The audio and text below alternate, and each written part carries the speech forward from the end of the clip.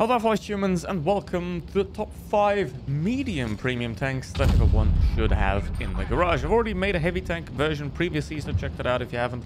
And if you want me to make a tank destroyer version, put that in the comments. And don't forget to like and subscribe. And we start off with the first one, that is the Chimera, which is a very interesting vehicle because, to be fair, a lot of the tier 8 medium premiums suck, but this is not one of them. 2000 DPM, 440 alpha damage, 218mm of penetration, which is rare, to be fair, because a lot of them do have around 180mm, especially the older generation.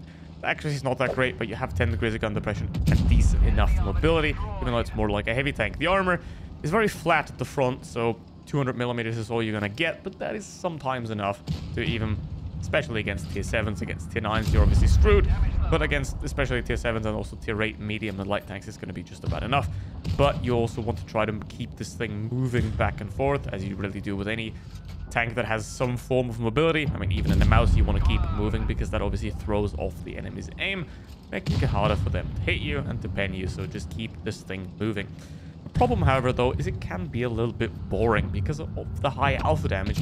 You have a 13-second reload, which means you have to play somewhat more passively than with other medium tanks, because overall, you just can't really go that balls to the wall because you're going to spend a long time reloading, and you really don't want to sit out in the open in front of anyone at any time, really, and especially not if your reload is over 10 seconds.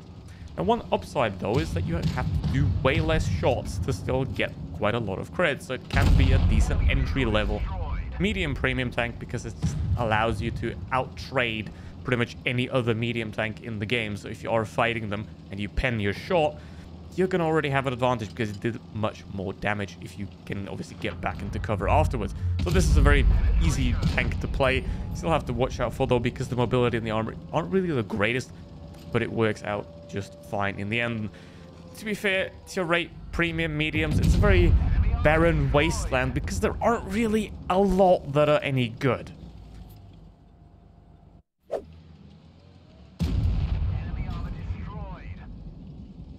However, there is another one that is also very good. It is also British as well, and that is the Centurion 5-1. It doesn't have any alpha damage at only 190. I mean, it's not as bad on a medium as it is on a heavy, but 190 alpha damage is very shocking. 2.3k DPM, again, 10 degrees of gun depression, excellent accuracy, pretty good mobility, and, well, it is a tank that just works overall. The armor as well, the turret is very well armored. The hull, not really that much. I mean, you can get some bounces off the upper plate, especially if it's angled upwards. So that's very nice. Lower plate's obviously a weak spot, as always. It's a pretty big tank, so sort of easy to hit. But then again, the turret and the upper front plate are very well armored. So it is a very nice tank to have. The only big downside of this tank is its abysmal alpha damage, which means that you have to get more shots onto target to do the same damage. As let's say you have to do, essentially have to shoot 3 times for when the Chimera shoots once to overdo the damage of the Chimera, which is quite shocking. So it's a lot harder to play, especially because most of the tier 8 mediums do have some around 225, 240 alpha damage, so you're kind of losing out there in a trade battle. So you have to know that you're the better player, essentially, which, I mean, it's not that hard, really. But it is quite a lot more difficult to play in that regard, but it is a absolutely excellent vehicle. And 4.7 seconds reload, you can just perma-track people. They can't get away. They have no chance whatsoever. Now, the thing is, there is also the Defender Mark 1, which sort of have, in terms of mobility and armor, has similar characteristics, but that vehicle has a 4-shot autoloader with 190 alpha damage. So why am I not picking that one? Well, it's very much an answer of convenience in this case. Not saying that the Defender Mark 1 is in any way worse, because it's not really. It's just a little bit different and weird to play.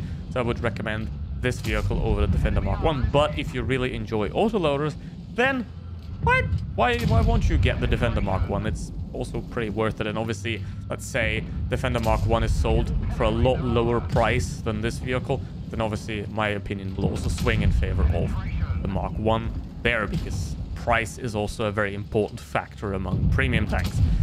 So if this thing's in the shop, then I can pretty much recommend it, unless it's like 10k or something. But if it's 7k, that's a very good deal. But obviously, again, also take care of the Defender Mark 1 as well, and maybe consider that.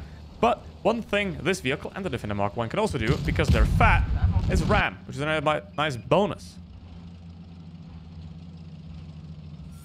And number 3, the only tier 10 in this list. And by the way, the numbers don't mean anything. It's just a list of 5 tanks. It doesn't mean that the number 1 is better than 5 or whatever. Now, this vehicle, it has very high DPM. Has 320 alpha damage, not that great. Good accuracy though, 8 degrees of gun depression. Very good mobility as well. Good traverse. And armor, that also just works. So this is a very overall good vehicle. The armor on this thing, it's a bit tricky because the upper plate's pretty solid. The turret is also very solid, but the middle of the turret is somewhat flat, which means you can pen the vehicle right around the gun. So if you are playing this vehicle, you want to keep it moving back and forth. And what this thing essentially is, it's a combination of, well, 2 of the greatest mediums of the 10, the Leopard 1 and the E50M. Now, does that make it even greater than either of them? Well, not really. It's sort of, it can do a bit of both, but it can't replace them, obviously, because the Leopard's gun is just a bit better and also is more mobile, and the E50M has more armor, and it's just a big, chunky boy. So it is a very good vehicle, though, especially considering the competition that it is facing with something like an M60 that isn't a real premium tank, a 121B that is irrelevant, and the AMX-30B that is, at best, garbage, and then 2 Soviet vehicles that, I mean, they got it going, but lack of gun depression is very much present there, and the alpha damage is also equally low, so this one just is better in that case. So in terms of tier 10 premium, or not collector, but same thing, medium tanks goes, this is the one that I would choose. It's also currently in the shop if you're watching this video on release, so you can get it now. Still a bit overpriced. 20k would obviously be a much better price, especially when a 121B, which I mean is trash, but is sold for 15k gold. Then 25k seems a bit excessive, but nonetheless, this is a very good vehicle, and you can see it right here. It just works. It's got the mobility, it's got the firepower, it's got some of the armor as well. So this is a vehicle that I can recommend. Now, obviously, if you're a one-shot, you're going to lose to a full HP tank.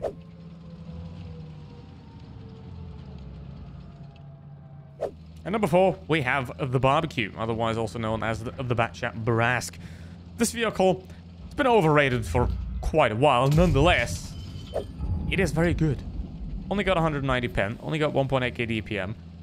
Accuracy could be much better. It doesn't have any gun depression, but does have excellent mobility and no armor whatsoever. So what's the strength of this vehicle? Because on paper, it doesn't really look that good. Well, the strength of this vehicle comes from the 2-shot autoloader and also the player that plays it. Because essentially what you have here is you have a run-and-gun machine where what you're going to do, swoop up behind an enemy, unload your 2 shells, and you're gone again. That's how this thing essentially works, because in any other kind of playstyle, it's not going to work. It doesn't have the armor, it doesn't have the DPM, it doesn't have the gun depression. It's basically just a hit-and-run beast. If you know how to play this hit-and-run playstyle, it's going to be a very great choice. Outside of that, it isn't really good for anything. So, not very versatile. But overall, it's very good at what it does, which is quite a very nice thing to have. Now, if you're fighting against a tank destroyer like this, there's nothing they can do at all, especially if the WT misses, so you get lack of gun depression. But in the end, it's still going to work out, especially if you have company. So that's what you want to do with this vehicle, right? Find the isolated enemies and pick them off one by one and use the mobility to traverse around the map effectively to make use of all the space that there is available and then just get around. And for example here, you could just approach him straight, but I'm not going to. I'm going to go around and I'm going to approach this guy from the side. I know he's right there. I know he can't turn in time. And now he got shot and now he's gone. And now what I'm going to do, obviously, I'm not going to stay in the same spot. I'm going to immediately reposition again. Ideally, you want to do this once you're unspotted, which happens after 10 seconds. So just look at the timer on the top. And then, you know, after 10 seconds, you're no longer spotted. You can now move around without anyone seeing you. Now, another thing about this vehicle is it had double APCR. APCR tends, well, is supposed to be the faster shell to AP. That's another slight advantage there. But obviously, Wargaming doesn't care about any form of realism. So that is really no longer the case. And sometimes AP shells are much faster than APCR for whatever arbitrary reason. But in this case, it is a 2 versus 2. And the M6 here is playing it just right. He's wiggling his turret back and forth to make it very hard for me to penetrate that turret. So what I already know here is he's not that bad of a player because he knows how to angle his armor, or angle at all. But what I can do here is, again, I just run away all around the map, and then when I'm spotted, I will come back. And the object, there's nothing he can do. He's sideways on. I'll just peek him, and now he is dead. 4 kills already. Now it's only the M6 left alive and the WT, which I don't really know what he's doing, because approaching the M6 from the front is kind of not really what they want to do. Ideally, what he should do there, the WT, is try to hide himself behind a corner, and then once the M6 peeks around that corner, take a shot, make it easier for me, but that doesn't happen. He's still on 1000 HP, but again, just drive by. There's nothing he can do. I know he's not looking at me. I'm just going to drive straight by him and now go all the way around the map, which obviously takes quite a while, so I'm going to skip that. And now he's still looking in the right. So this is not a very bad player here. He definitely does know what's going on. He seems to somewhat also anticipate where I'm going. So it's a bit tricky here. So I'm going to do this again, right? There's no reason to stay around there and fight. I mean, it's a heavy tank. What am I supposed to do there? I also know that if I go left here, he can shoot me. So I'm going to go right. I'm going to disappear. And now I'm unspotted. Now we'll turn back again. There's only 50 seconds left, so there isn't really much I can do here. And I also know that the M6 knows that there's not a lot of time left, so basically I have to approach him directly. But I have my 2 shells loaded. And now, again, go to the front. And he forgets to angle, apparently. And there you go. This is a very good tank if you know how to play it, which is very nice.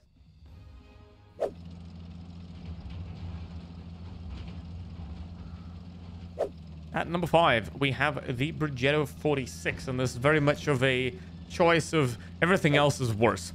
180mm of penetration is very bad, obviously, but it's got good accuracy, it's got good mobility, it doesn't really have any armor, but it has 9 degrees of gun depression as well, which is just lovely. And it does have a 3-shot auto reloader, and while the DPM isn't that high, this gun can be a beast in the right hands if you also know how to position it properly, given the pretty much lack of penetration, which are the 2 big downsides of this vehicle. And most tier 8 mediums, especially the premiums, I mean, to be fair, if a premium tank is worse than the Pershing, don't buy it. In this case, that's not really the case, but you have something like a Panther 88 or a Panzer 58 or a Object 274. There's no point in ever obtaining those vehicles, because you just get yourself a Pershing, enrich it, and now it's better. So there's a big problem at tier 8 medium tanks where a lot of them just suck. So this is a nice surprise. There's also the Skoda T27, which is a sort of, well, pleasant surprise there, but I picked this one over the Skoda because you have more versatility with the auto reloader than you have with an auto loader. And the Eagle has decided to take a nap, so that's obviously very free damage right here. But again, this vehicle, it's not like the Centurion 5.1 or the Chimera, which is sort of easy to play, which is why I also sort of put them at the end of the list, because it's not ordered by performance, it's more ordered of how likely are you to screw up in it. And it's very likely that you're going to screw up this one, because it doesn't have the penetration, doesn't have the armor. It does have an auto reloader, which makes it very tricky to play. So only recommending this to sort of advanced players. If you're a new player to the game, get yourself a Chimera, get yourself a Centurion 5.1, or easier, get yourself a heavy tank. The list on that I've already made. And again, if you want to see tank destroyers, put that in the comments. And by the way, if we hit 20k subs, I'm going to do a giveaway, so hit that button.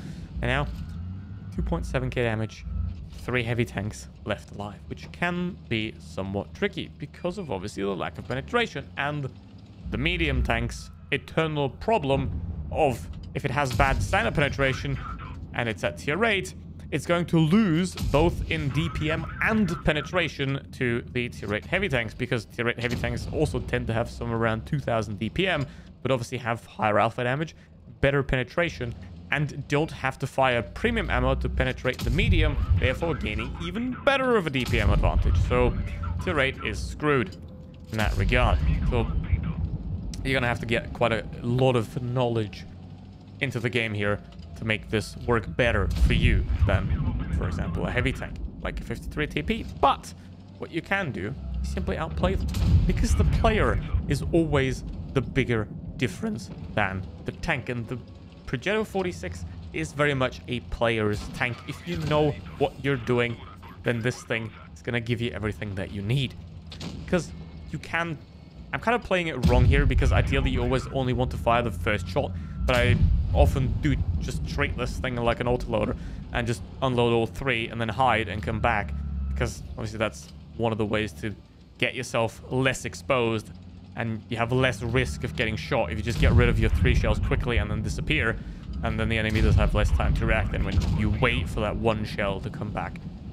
It's a lot sort of less risky, but obviously it does reduce the DPM if you always fire all the 3 shells. So try to shoot the first one if possible, but other than that, it works out just fine. And now over 4k damage, just like that. I mean, this is a pretty damn good tank. You just gotta know how to play it. And obviously, that a thing that does come with experience. It does come with simply exploiting teams that exploiting maps. So team and map knowledge is critical for these. If you don't have that, get yourself a Chimera, get yourself a Centurion 5-1, learn with those, and once you're good, move on to something fun like this one. Thank you for watching. See you next one.